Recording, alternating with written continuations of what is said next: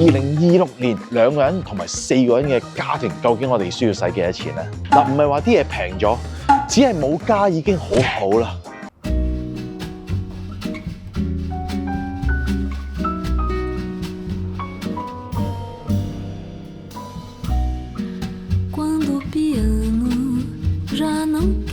Thank you。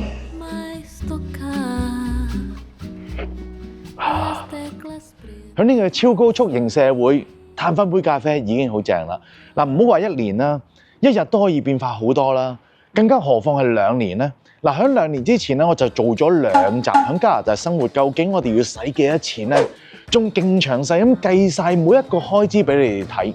嗱，今次咧一樣係會集中晒喺最多華人居住嘅城市，嗱，將咧溫哥華同埋多倫多咧就作為一個參考，咁俾咧就大家睇下呢個基本生活開支嘅標準究竟係幾多咧？嗱，喺呢個2026年，我哋究竟要預幾多錢係用作我哋基本嘅開支咧？嗱，就以住屋啦、交通啦、飲食啦、教育啦、日常開支去計算。嗱，因為咧每一個人咧對生活嘅水準咧要求係唔同啦，飲杯茶餐廳嘅咖啡同飲杯呢啲咖啡個價錢都爭成倍啦！你只需要咧根據翻你自己基本生活嘅開支，去加翻你自己所需要嘅要求咧，就可以產生出屬於你嘅開支表啦。嗱，例如每一日有好多人好中意食龍蝦啦，你就自己加翻咧每一日食龍蝦嘅費用落去就 OK 啦。例如你中意你嘅小朋友、你嘅子女係哇10項全能嘅，每一樣嘢你都要學嘅。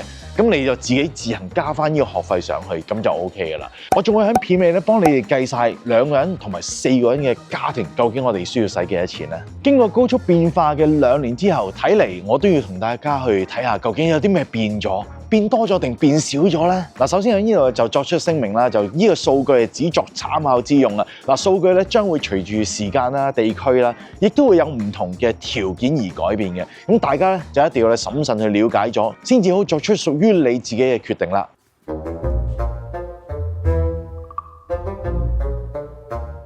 我要 Omega Free。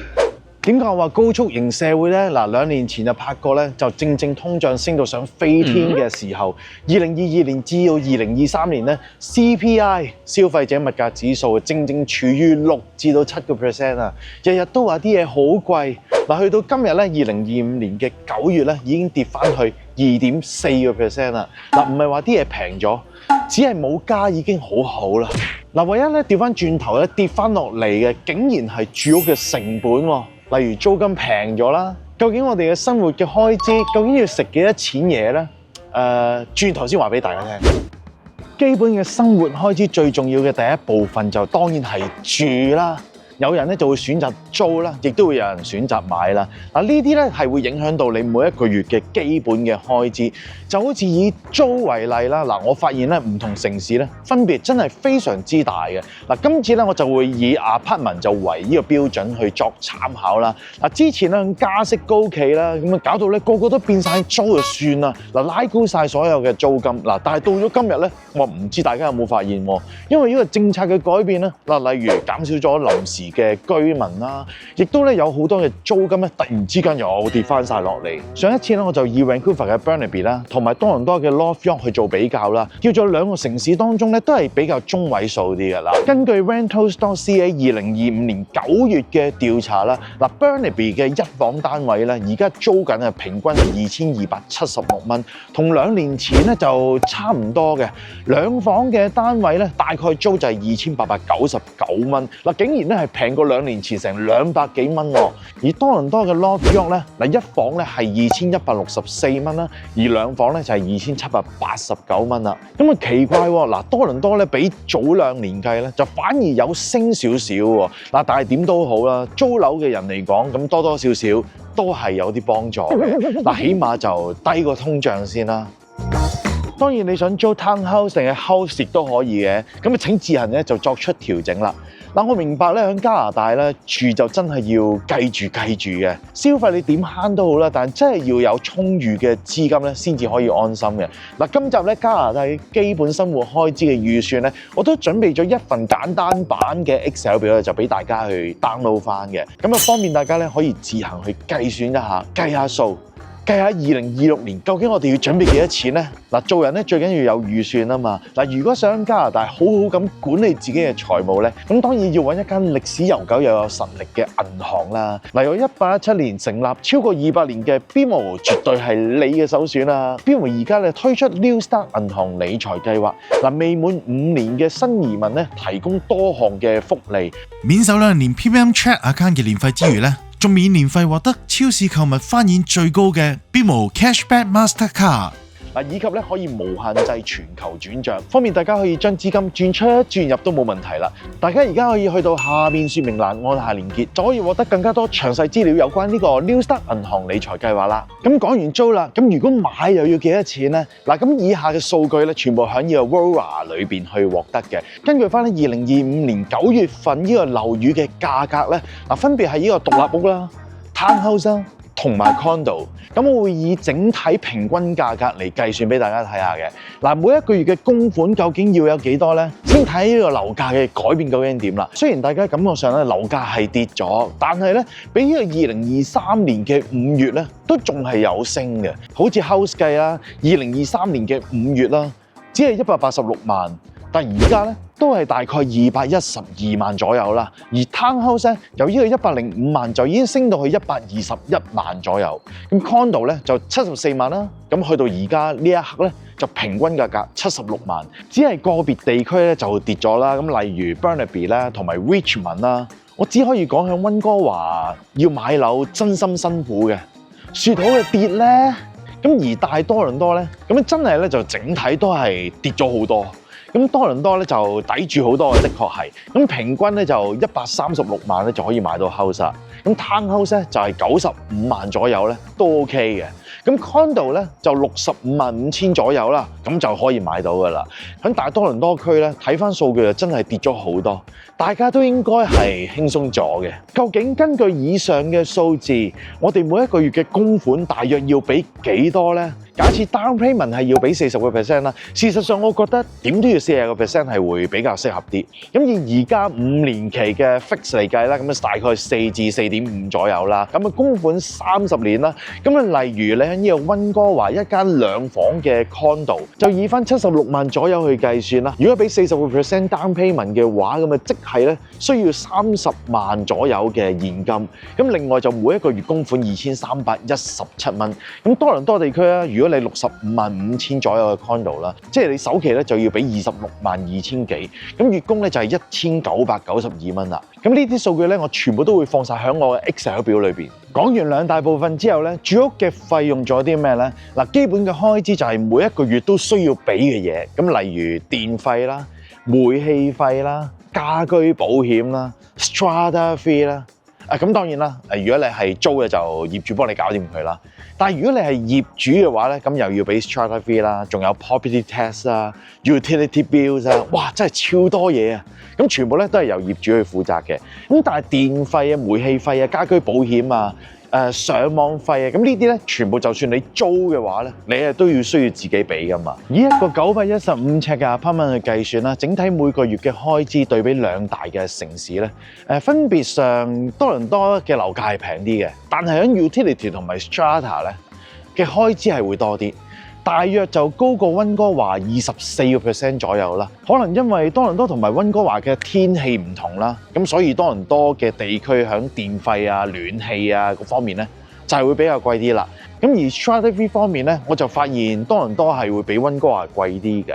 咁當然要睇下有幾新啊，啲設施有幾多啊？哇，原來有幾個 gym room，有幾個游泳池，有室內外，有熱水池，有桑拿咁樣，係咪？咁所以咧就要睇翻你究竟有幾多個設施而去定嘅。咁呢份報告咧就只係一個平均嘅參考，咁請自行咧就去調整啦。另一個咧 home insurance 咧亦都係一個必須要購買嘅保障啦。當然咧有好多因素去影響呢個價格嘅高低嘅。你間屋越大咁啊，梗係越貴啦。地點或者係喺一啲唔係咁好嘅地點咧，又會越貴啦，好多人偷嘢嘅，咁又會越貴啦。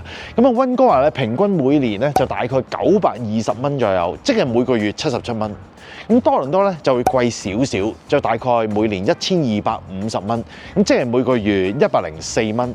咁業主啊當然要買啦。事實上咧，租客都要買，租客嘅保險咧去保障翻自己咧都好重要嘅。嗱，當然啦，我知道有啲租客係冇買嘅，但係我極力建議你要買翻。不過我發現一個現象啊，就算同等嘅價格去計算咧，溫哥華嘅 property tax 咧喺全個加拿大嚟計咧，相對係比較平嘅。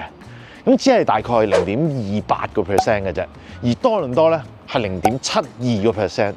咁以頭先嘅 condo 去計算啦，嗱雖然咧你話溫哥華係貴啲啦嚇，762000大概係咁上下。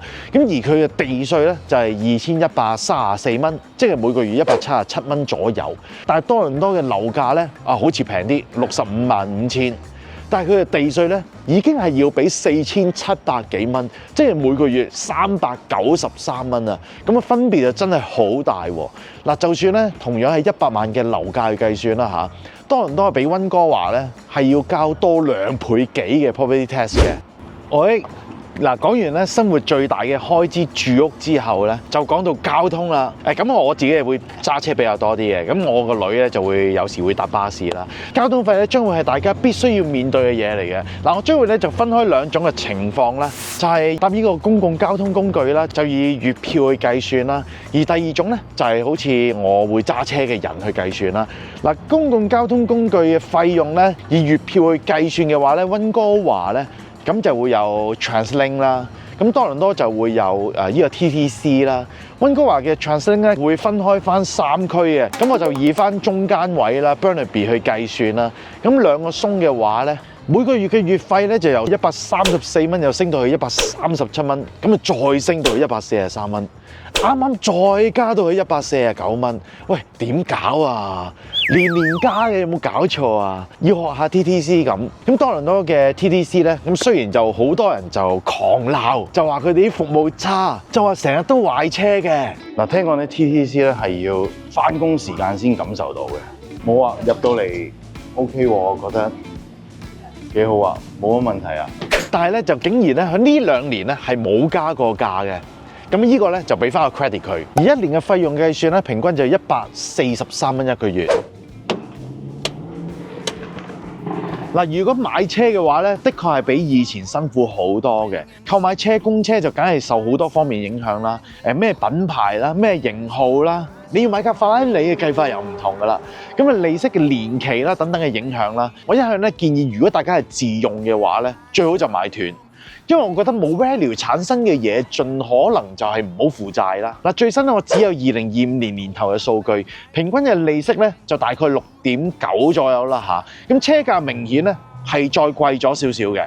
咁利息嘅開支咧就平翻少少啦，因為加拿大整體都減咗息啦。咁如果正常10% 嘅 down payment 去計算咧，普通一架 SUV 平均要1000至到1040蚊左右，咁啊真心都幾貴嘅。但係如果你係希望減低每一個月嘅開支嘅話，咁啊只可以選擇俾多啲 down payment 啦，或者係拉長啲嘅年期啦。而家咧因為咧近期嘅油價就又升翻少少喎，咁有好多人就諗住，喂，不如揸電車啦。嗱，始終電車嘅價格咧仍然係相對係比較高啲啦，又冇個津貼喎。咁如果選用電車啊，當然就梗係唔使擔心油價啦，就只係需要考慮電費。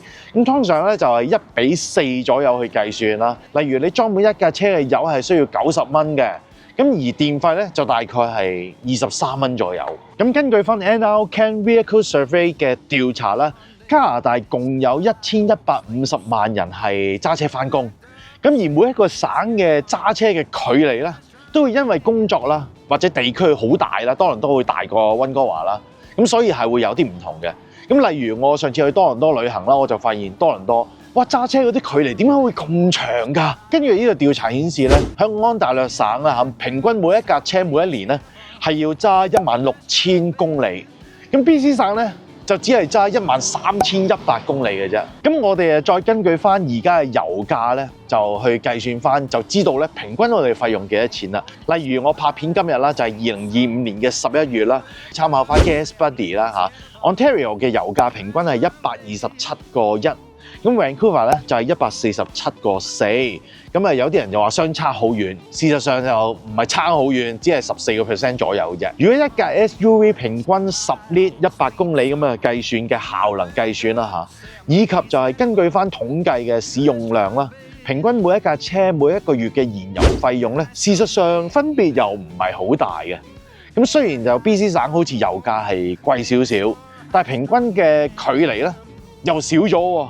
咁兩個地方嘅平均每一個月嘅燃油費用咧，係差唔多嘅啫。嗱，BC 省咧平均160蚊一個月啦，咁安省咧就係169蚊一個月啦。而有車自然係需要有保險嘅費用啦。咁根據翻2025年嘅資料顯示咧，每個省份汽車方面嘅保險咧分別係好大嘅。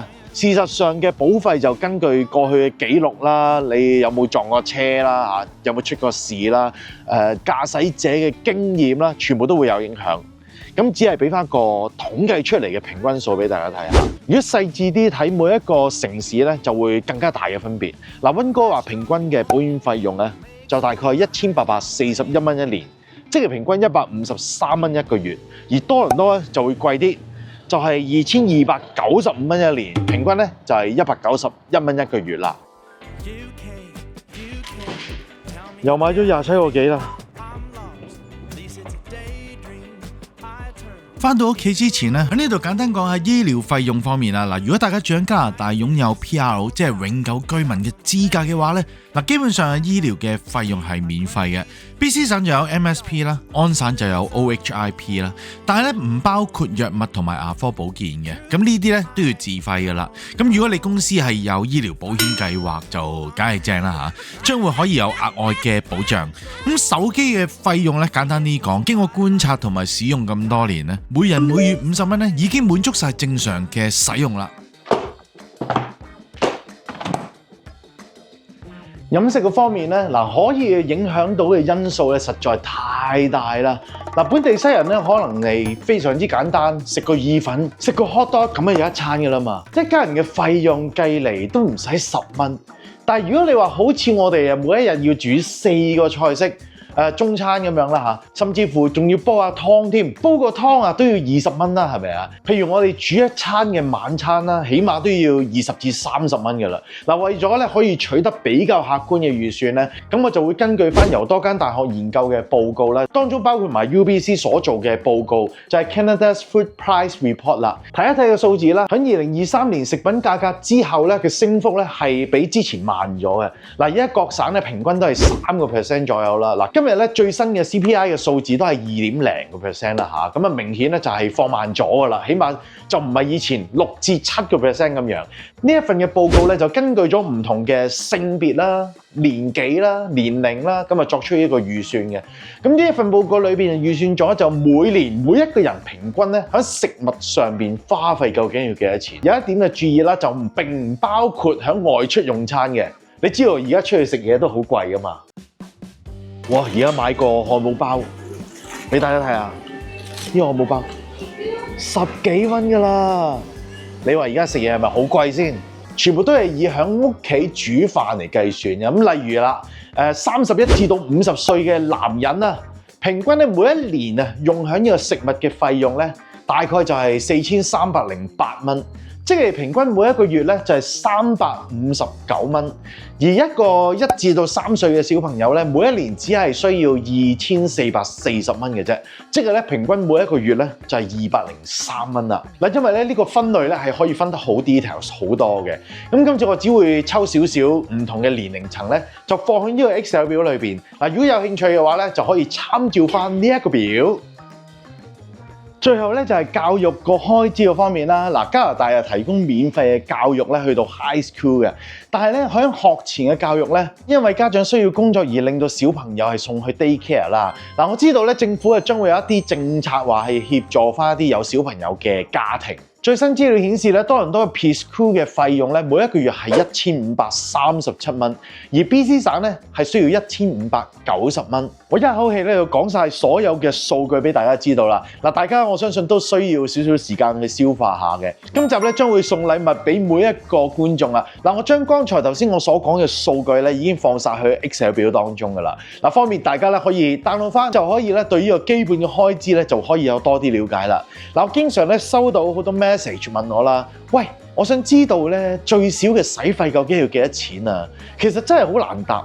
嗱，首先要睇下你點使啦，家庭嘅背景究竟你有幾多人啦，要求係啲乜啦？你餐餐出去食靚嘢，同成日出街食，成日去旅行，又要揸靚車。喂，咁又好難計咯喎！今次咧，我只係用一個好客觀嘅數字咧，同大家一齊分析下基本嘅生活開支究竟係點。咁如果你話唔係啊，我要求好多嘅，咁你就要自己作出一個調整啦。嗱，等一陣咧，我將會咧用3個唔同嘅 scenario，3個唔同嘅情況嘅例子，究竟每一個月每一個家庭究竟需要幾多錢先至夠呢？轉頭就話俾大家聽啦。喺加拿大生活咧，理財同埋預算咧係好重要嘅，所以揾一間咧夠晒醒目又幫到你嘅銀行咧，真係好重要㗎。嗱，BMO 咧就明白到大家想有一個好好嘅計劃去迎接你嘅未來啦，實現你嘅財務目標。BMO New Start 銀行理財計劃咧，就除咗頭先之前所講嘅優惠之外啦，當然唔止咁少嘅。嗱，想知道具體嘅優惠詳情咧，喺下邊連結，咁就可以了解更加多啦。作為 BMO 嘅客戶咧，你可以透過我的財務進展咧，係可以令到你咧根據自己嘅需求咧去設定一啲目標啦。部分功能咧就包括咗個人推薦，幫你實現目標，增加你嘅儲蓄啦，優化投資啦，同埋幾時提出一啲資金咧係用於你嘅開支嘅建議啦，佢全部都會幫你諗好晒。第二點咧就係實時嘅更新啦，免費獲取個人財務嘅儀表板。呢一樣儀表板咧係可以全面咁分析你嘅財務嘅狀況同埋進度，仲可以咧提示下一步嘅優化建議嘅。第三點咧，電子理財嘅建議同埋適合你個性化嘅推薦啊，就可以輕輕鬆鬆咁管理埋你嘅財務狀況，同埋幫你預約埋有關嘅顧問添。去到最後啦，就係呢個個性化嘅目標建議。你知啊，每一個人都會有唔同嘅目標想達到啦。跟蹤翻你嘅收支嘅情況，對比翻你嘅目標，針對你個人嘅習慣咧，會guide住你點樣去實現你嘅夢想。所以呢個 BMO 嘅 New Start 銀行理財計劃咧，可以令到新嚟到加拿大嘅朋友咧，可以更加輕鬆達成你嘅目標啦。好，而家就同大家講下唔同嘅情景，究竟我哋要點樣去作出呢個預算呢？當然啦，呢一套係基本生活開支。當你有更多生活質素嘅要求咧，你自己需要額外自己加翻上去啊。例如你想約朋友睇戲食飯，或者你小朋友學下彈琴，咁呢啲費用咧，你自己就加翻落去就 OK 㗎啦。首先第一個例子，兩個人嘅家庭冇買到車。選擇租樓，而家都會有好多嘅朋友仔嚟到，咁初頭都係租樓啦。咁如果喺溫哥華生活嘅話咧，家庭嘅開支係總共3497蚊。如果喺多倫多咧，就係3240蚊一個月。咁溫哥華就比多倫多貴少少咁多。兩個人居住嘅話，喺溫哥華就會貴過多倫多257蚊咁上下啦。唔怪得知而家咁多後生仔都會揀多倫多啦。而第二個例子就係剛才啱啱嘅例子，但係咧就由搭公共交通工具變為自己買車啦。當然啦，買得車就梗係會產生好多譬如車保啊、有錢啊等等啦，係咪？咁喺呢個溫哥華生活咧，家庭嘅開支咧就會變成4704蚊啦。喺多倫多嘅話咧，就係4602蚊。相差只不過100蚊嘅啫。又真係唔算好多嘅。好啦，去到第三個例子，4人家庭買一架新嘅車，而且買咗一個 condo， 並且你俾咗40% 嘅 down payment。如果喺溫哥華生活嘅話咧，連埋供樓就大概7387蚊。多倫多咧就係7451蚊。如果以4人嘅家庭計算咧，溫哥華嘅開支咧，的而且確又比多倫多平啲啲喎。我唔怪得知咧，咁多有家庭或者有小朋友嘅家庭咧，都會選擇嚟到溫哥華啦。以上咧只係非常基本嘅生活開支啊，而當中咧有好多嘅費用咧係未計算喺裏邊㗎。咁例如咩咧？例如汽車嘅維修費啦，買清潔用品啦，一啲雜費啦。都冇包喺裏邊嘅。